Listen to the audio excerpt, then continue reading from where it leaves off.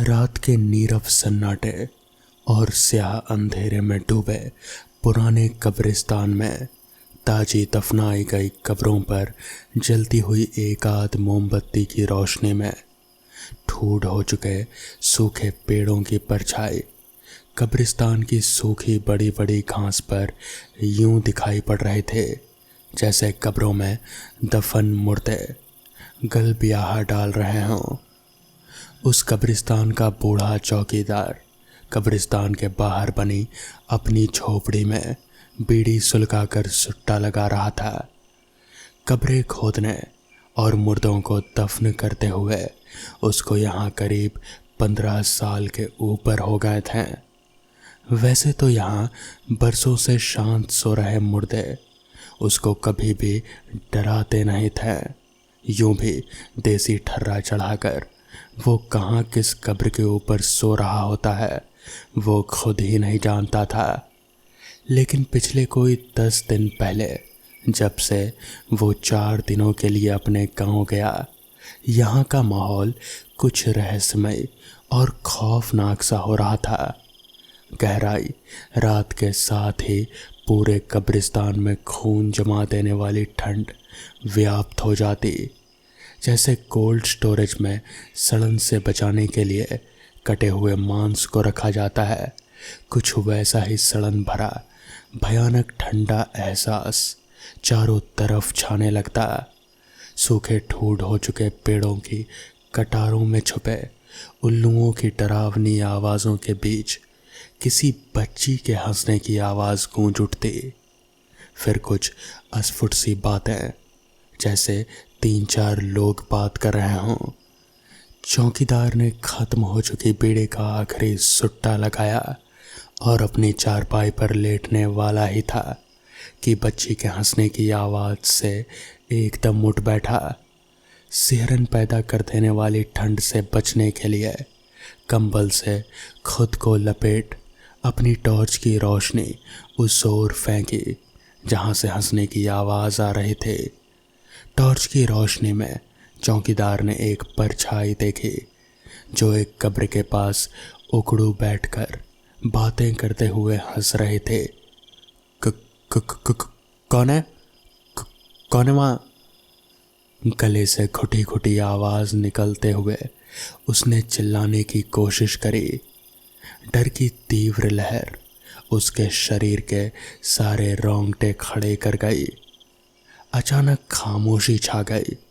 कुछ पल बाद सूखी घास के चड़मड़ाने की आवाज़ के साथ पेड़ों पर उल्टे लटक रहे चमगादड़ अपने पंख फड़फड़ाकर ची ची करते इधर उधर मंडराने लगे। चौकीदार ने देखा कोई बच्ची तेजी से भागी और स्याह अंधेरों के झुरमुट में खो गई। डर से कांप रहे चौकीदार ने वापस उस कब्र की तरफ टॉर्च की रोशनी फेंकी तो डर के मारे उसके पैर जोर जोर से हिलने लगे। एक बिना धड़ की लाश जिसका एक हाथ और एक पैर भी नहीं था वो वहीं पड़ी हुई थी। उसने देसी दारू मुंह से लगाई और कटाकट पी गया। जाने कब उसकी आंख लग गई। सुबह उठने पर वो उस कब्र पर गया जहाँ रात उसने वो कटी फटी बिना धड़ की लाश को किसी को बैठे देखा था। ये कोई नई कब्र थी जो उसकी अनुपस्थिति में दफनाई गई थी। तभी चौकीदार की नज़रें बड़ी बड़ी लाल चींटियों की लंबी कतार पर पड़ी जो कब्र के अंदर घुस रहे थे। रात का दृश्य याद आते ही उसके बदन में डर से झुरझुरी हो आई। उसने अपने बदले वहाँ रहे उस दूसरे चौकीदार से पूछा तो उसने बताया कि यहाँ इस बीच, यानी कि जब असली चौकीदार वहाँ नहीं था तो इस बीच तो कोई मुर्दा आया ही नहीं। भयभीत सा चौकीदार किसी अनहोनी की आशंका से कांपता पुलिस चौकी गया। वहाँ के टीआई को सब बात बताकर मदद मांगी। पहले तो टीआई ने रिपोर्ट लिखने से मना कर दिया, फिर ना जाने क्या सोचकर बोला, ठीक है रात को चलता हूँ, देखते हैं क्या रहस्य आपके कब्रिस्तान का। दोनों रात गहराने का इंतजार करने लगे। रात के दूसरे पहर कब्रिस्तान का डरावना माहौल अजीब सी ठंडी सड़ाहट से भर उठा और ठीक उसी समय बच्ची के हंसने की आवाज आने लगी। दोनों ने छिपकर जो देखा वो देखकर दोनों का खून जम गया। ठंड की सिहरन भरी लहर उनके रगों में दौड़ गई। सामने का दृश्य दिल दहला देने वाला था। कब्र खुली पड़ी थी और उस खुली हुई कब्र में टुकड़े टुकड़े में कटी हुई 3 लाशें पड़ी हुई थे। उन लाशों के कटे हुए सिर के बाल पूरी तरह से गल चुके थे।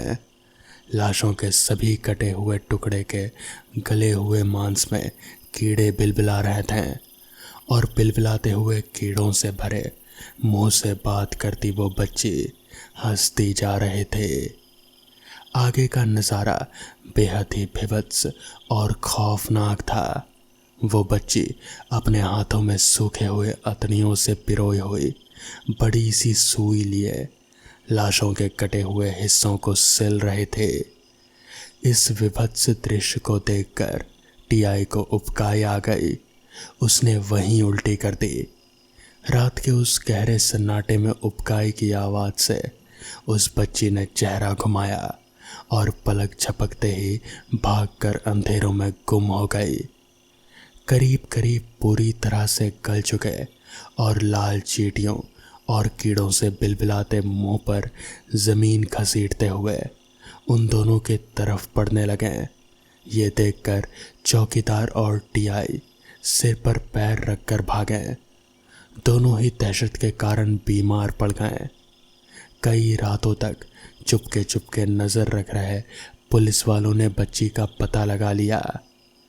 एक संभ्रांत कॉलोनी के बंगले के अंधेरे कमरे के अंदर, जहां दीवारों पर फैले सूखे खून के छींटे यहाँ घटी किसी भयानक घटना की गवाही दे रहे थे, उकड़ू बैठी करीब 11-12 साल की बच्ची मिली, जिसके मैले कुचैले कपड़ों पर सूख चुके खून के धब्बे थे। अजीब सा सूनापन लिए वहशत भरी उसकी आंखों ने पुलिस वालों के साथ लोगों को देखकर अपने घुटनों में मुंह छुपा लिया। उस बच्ची का 1 महीने तक इलाज चला। साइकोलॉजिस्ट डॉक्टर ने प्यार का फाहा रख रख कर उसके मन की परतों को टटोल टटोल कर खोला और फिर जो दिल दहला देने वाली कहानी की परतें खुले, उसने सबको खौफ से भर दिया। बच्ची ने बताया उसके भाई की शादी हुई, नई नवेली भाभी आई जो उसकी मम्मी को फूटी आंख से ना भाती। भाई भी ज़्यादा दहेज ना मिलने के कारण भाभी को मारता पीटता। जल्द ही दोनों माँ बेटों ने दूसरी शादी की योजना बना ली। वो अगस्त की दोपहर थी। मैं स्कूल से आकर टीवी देख रहे थे। उस दिन सुबह से ही मूसलाधार पानी बरस रहा था। भाभी किचन में खाना बना रहे थे। तभी मुझे भाभी के चिल्लाने की आवाज़ सुनाई पड़ी। मैं दौड़ कर गई और मैंने देखा कि मम्मी और भाई लंबे चाकू से भाभी को मार रहे हैं। लहू लुहान भाभी तड़प तड़प कर भागने की कोशिश कर रही है। फिर वो मर गई और दोनों ने भाभी के टुकड़े टुकड़े करके वॉश बेसिन के नल से भाभी की लाश के टुकड़ों को धोकर बोरे में भर वहाँ बह रहे खून की नदी को कपड़े की सहायता से सोख सोख कर बाल्टी में भर घर के पीछे फेंक दिया और लाश के टुकड़ों से भरे बोरे को ले जाकर आधी रात के समय कब्रिस्तान में दफना दिया। मैं ये सब देखकर बहुत डर गई। उसके 2 दिन बाद से हर रात को मेरे सपने में भाभी की लाश दिखती। वो मुझे उठाकर कब्रिस्तान लाती और फिर मैं वहीं बैठकर सुई से भाभी की लाश के टुकड़ों को सिलती। एक एक कर सारे टुकड़ों को जोड़कर मैंने भाभी की लाश पूरी सिल दी। ये सारी बातें बताते हुए उस बच्ची के चेहरे पर अजीब सी वहशत थी। उसने आगे कहा, रात को मैंने देखा भाभी की लाश जो मैंने सिल दी वो आई और मम्मी के ऊपर चढ़कर बैठ गई और मम्मी को नोच नोच कर बहते हुए खून पीने लगी। उसके बाद उसने भाई को भी मार डाला और नोच नोच कर दोनों के छोटे छोटे टुकड़े कर दिए। वो मुझे बुलाती है, हर रात को मैं जाती हूँ कब्रिस्तान में, वहाँ मम्मी और भाई की लाश को सिलती हूँ, लेकिन वो अगले दिन फिर से उनके टुकड़े टुकड़े कर डालती है। भाभी और मैं, हम दोनों हंसते हैं, खूब हंसते हैं, फिर उनको सिलते हैं लंबी सुई से। और इतना कहकर वो अजीब तरीके से हंसने लगी। उसका मेंटल हॉस्पिटल में बहुत इलाज कराया, पर जाने कैसे वो वहाँ से भाग निकली और उसी कब्रिस्तान में अपनी भाभी के कब्र के ऊपर मृत पाई गई। उसके हाथों में बोरे सिलने वाली लंबी सुई थी, जिसके छेद में सूखी हुई अतड़ियाँ पिरोई हुई थी। आधी रात को रहस्यमयी चीखें, हंसी की आवाज़, अजीब अजीब सी फुसफुसाहट और सरसराहटों को अपने भीतर लिए वो कब्रिस्तान बिल्कुल वीरान पड़ा रहता है। अब वहाँ पर मुर्दों को भी कोई दफनाने नहीं जाता। तो दोस्तों, ये थी आज की पहली कहानी। तो चलिए बढ़ते हैं आज की दूसरी कहानी की ओर। रेहान का दोस्त उसे अपने घर ले जाता है। उसके दोस्त के घर वाले बड़े ही अजीब, शांत और गंभीर दिखते हैं।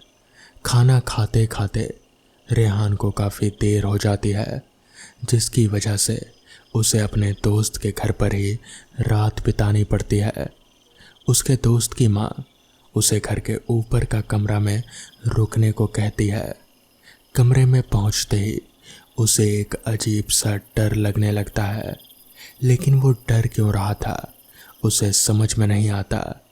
आधी रात को कमरे में आहट होती है, जिसकी वजह से रेहान की आंख खुल जाती है और वो देखता है कि उसके दोस्त की माँ एक वैम्पायर के रूप में उसके सिरहाने खड़ी होती है, उसका खून पीने के लिए। रेहान बहुत डर जाता है और उसकी चीख निकल जाती है। तभी रेहान की आंख खुली और वो देखता है कि वो तो अपने हॉस्टल के पलंग पर है। मतलब ये मेरा सपना था, रेहान अपने मन में कहता है। उसकी चीख से उसका रूममेट निखिल भी जाग जाता है। क्या हुआ रेहान, तू चीखा क्यों? सब ठीक तो है ना? निखिल रेहान से पूछता है। हाँ सब ठीक है, मैं ठीक हूँ, बस एक बुरा सपना देख लिया, रेहान ने जवाब दिया। अच्छा अब सो जा, कल सुबह क्लास है, लेटते हुए निखिल बोला। दूसरे दिन फिर सुबह से क्लास शुरू हो गई। दिन भर क्लास करके रेहान काफ़ी थक चुका था। थोड़ा आराम करके शाम को फिर पढ़ने बैठ गया। रात को खाना खाकर रेहान सोने चला गया। आधी रात को अचानक चीखते हुए फिर उठ बैठा। क्या हुआ, तू चीखा क्यों? निखिल उसके पास आते हुए पूछा। फिर वही सपना यार, ये सपना बार बार क्यों आ रहा है? पसीने से लथपथ रेहान बोला। परेशान मत हो यार, वो बस एक सपना है और सपने तो कुछ भी आते रहते हैं, भगवान का नाम ले और सो जा। करता हुआ रेहान वापस सो गया। कुछ दिन तो ठीक से बीते, लेकिन एक दिन फिर वही सपना रेहान को आया। अब अक्सर ही वो सपना रेहान को आने लगा था। जैसे जैसे समय बीत रहा था, वैसे वैसे उसके सपने वाला दोस्त और उसके परिवार वाले, उनकी उम्र बढ़ते जा रहे थे, लेकिन वो परिवार अभी भी बहुत शांत और गंभीर और अजीब सा ही था। वो हर बार उसके दोस्त की माँ उसको हमेशा ऊपर का कमरा ही रुकने को देती। फिर से कमरे में पहुंचते ही अजीब सा डर उसे महसूस होता और आधी रात को वैम्पायर बनकर उसके दोस्त की माँ खून पीने आती थी। सपने में उसे पता चलता है कि उसकी माँ का नाम रतीबाला है। ऐसे ही 1 साल बीत जाता है और रेहान को हर दिन ही वही सपना आता है। अब तो सपने में उसके दोस्त की माँ भी मर चुकी होती है, लेकिन अभी भी वो जब भी सपने में अपने दोस्त के घर जाता है तो पता नहीं क्यों वो ऊपर वाला कमरे में ही रुकता है। एक दिन उसकी मुलाकात एक लड़के विकी से होती है। कुछ ही दिनों में दोनों बहुत अच्छे दोस्त बन जाते हैं। एक दिन विकी रेहान को अपने घर पर बुलाता है। रेहान जब रात को उसके घर पहुंचता है तो ये देखकर दंग रह जाता है कि विकी का घर वही घर है जो रेहान अपने सपनों में देखता रहा है। डरते डरते रेहान घर के अंदर जाता है। अंदर पहुंचकर रेहान विकी के परिवार से मिलता है, लेकिन सपने के परिवार के उल्टा विकी का परिवार हंसमुख और मिलनसार था। थोड़ी ही देर में सब खाने के लिए बैठ जाते हैं। खाना खाते खाते बहुत देर हो जाती है, जिसकी वजह से रेहान को विकी के घर पर ही रुकना पड़ता है। विकी की माँ रेहान को घर के ऊपर वाला कमरा देती है। रुकने के लिए विकी और रेहान दोनों कमरे को थोड़ा साफ करने लग जाते हैं। तभी रेहान को दीवार पर लगी एक तस्वीर दिखती है। वो तस्वीर देखकर वो चौंक जाता है। वो तस्वीर उसी औरत की थी जो उसके सपने में आकर उसका खून पीने की कोशिश करती है। तस्वीर उतारकर रेहान देखता है कि उस पर एक नाम लिखा हुआ है, रतीबाला। रेहान विकी से पूछता है, ये कौन है? ये पहले इस घर की मालकिन थी, इनसे ही दादाजी ने ये घर खरीदा था। विकी ने बताया, क्या इस फोटो को यहाँ से हटा सकते हो? हाँ, क्यों नहीं, चलो इसे अभी चलकर नीचे स्टोर रूम में रख देते हैं। कहते हुए विकी रेहान के साथ नीचे चल देता है। रेहान तस्वीर को पकड़े हुए नीचे चला जा रहा था कि तभी उसके हाथों से अचानक से खून बहने लगता है। दोनों बहुत घबरा जाते हैं। रेहान फोटो को रखकर अपने हाथों को देखता है तो उसके हाथों में कहीं कोई चोट के निशान नहीं थे। दोनों बहुत हैरान हो जाते हैं कि ऐसा कैसे हुआ। खैर, रेहान अपने हाथ साफ करके ऊपर कमरे में चला जाता है। विकी भी उसी कमरे में आ जाता है। दोनों बहुत देर तक बातें करते रहते हैं। बातें करते करते विकी भी वहीं सो जाता है। बीच रात में तेज बिजली की कड़क से रेहान की आंख खुली। रेहान देखता है कि उसके सिरहाने रतीबाला खड़ी है। रेहान उसे देखते ही चीख पड़ता है। उसकी चीख सुनकर विकी भी उठ जाता है। क्या हुआ रेहान? तू चीखा क्यों? विकी बोला। रेहान ने दीवार की तरफ इशारा किया। विकी ने भी अपनी नज़र दीवार की ओर घुमाई। अब चौंकने की बारी विकी की थी। दोनों अपनी फटी फटी आंखों से दीवार को ही देख रहे थे। दोनों ही पसीने पसीने हो गए थे। सामने दीवार पर रतीबाला की तस्वीर टंगी हुई थी और उससे खून रिस रहा था। दोनों के होश उड़ चुके थे और दोनों ही भागकर नीचे स्टोर रूम में गए। देखा वहाँ तस्वीर नहीं थी। उन्हें समझ में नहीं आ रहा था कि आखिर तस्वीर ऊपर कमरे में पहुंची कैसे। दोनों ने रात जागते जागते ही कटा दी। सुबह होते ही रेहान अपने हॉस्टल निकल पड़ा। उसे समझ में नहीं आ रहा था कि कैसे रतीबाला अब उसके सपने से निकलकर हकीकत में आ गई थी। उसने अपना लैपटॉप निकाला और रतीबाला के बारे में नेट पर सर्च करने लग गया। बहुत सारी रतीबाला को सर्च करने के बाद अचानक से उसकी नज़र रतीबाला एक नर पिशाच के आर्टिकल पर गई। उसने वो आर्टिकल खोला और पढ़ने लग गया। साल 1900 में कोटामेंद गांव में रतीबाला नाम की एक लड़की हुआ करते थे। बचपन से ही उसे भूत प्रेत पिशाच शैतान की पूजा और शैतानी रिवाज इन सब के किताबों में दिलचस्पी थे। बचपन से ही वो एक वैम्पायर बनना चाहते थे। उसकी कोई सहेली नहीं थी। सभी साथ के बच्चे उससे डरते थे। कोई भी उसके साथ नहीं खेलता था।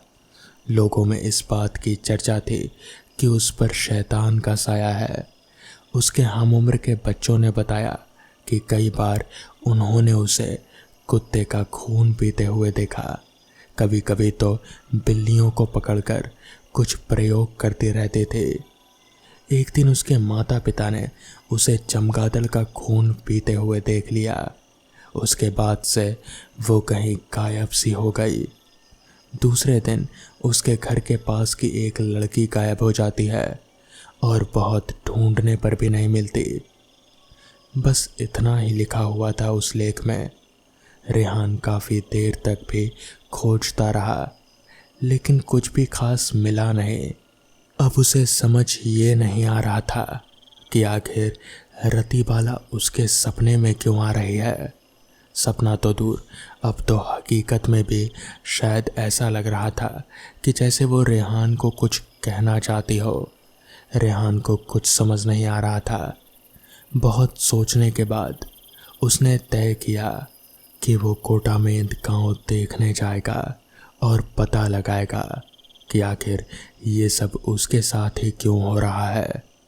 उसने देखा कि वो गांव उसके शहर से 200 किलोमीटर दूर था। रेहान ने तय कर लिया कि वो वहां जाकर पता करेगा इस रतीबाला के बारे में। दूसरे दिन वो हॉस्टल से छुट्टी लेकर कोटामेंद के लिए निकल पड़ा। 4 घंटे के बस और बैलगाड़ी के सफ़र के बाद रेहान कोटामेंद पहुंच चुका था।